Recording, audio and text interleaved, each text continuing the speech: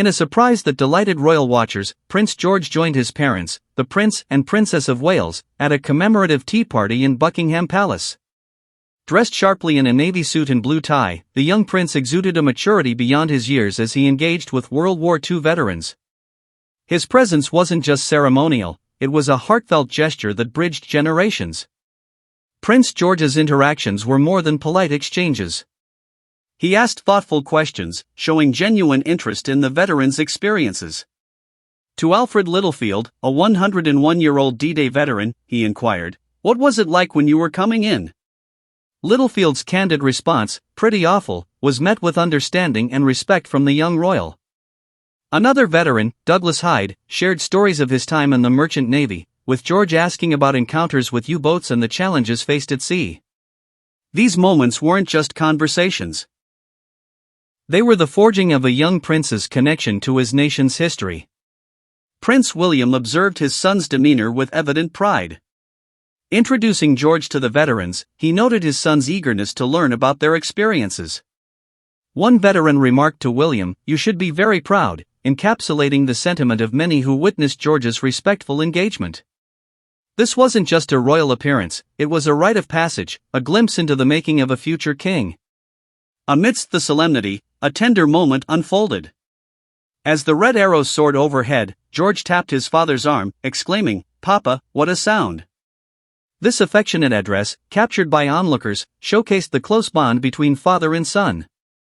It was a reminder that behind the titles and duties, they are a family sharing in the awe of the day's events.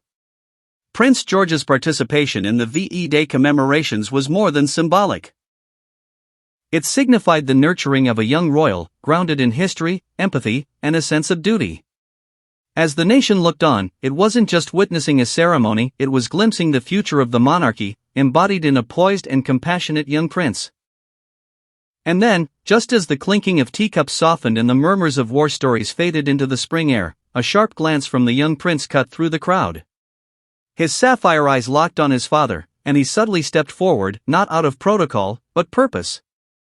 In a moment barely caught on camera, George whispered something to Prince William, a slight tilt of the head suggesting something wasn't quite right, perhaps a missed cue, a forgotten gesture, or simply a child's intuition sensing the gravity of the moment.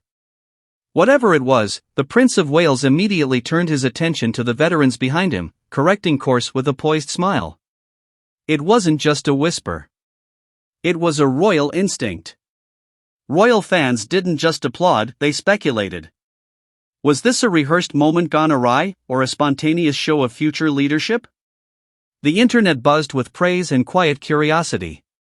"He has Diana's awareness," one user wrote. "The Windsor presence." "But with Middleton grace," mused another. Behind the polished shoes and perfectly knotted tie, the boy had made a move that reminded many of his great-grandmother, Queen Elizabeth II, when she joined the Auxiliary Territorial Service during World War II, not with fanfare, but with quiet determination. George may not wear a crown, but that day, he wore the weight of history on his small shoulders. Prepared for this subtle power shift. Whispers behind palace walls speak of timing, of whether it's too soon to thrust the boy into such symbolic moments.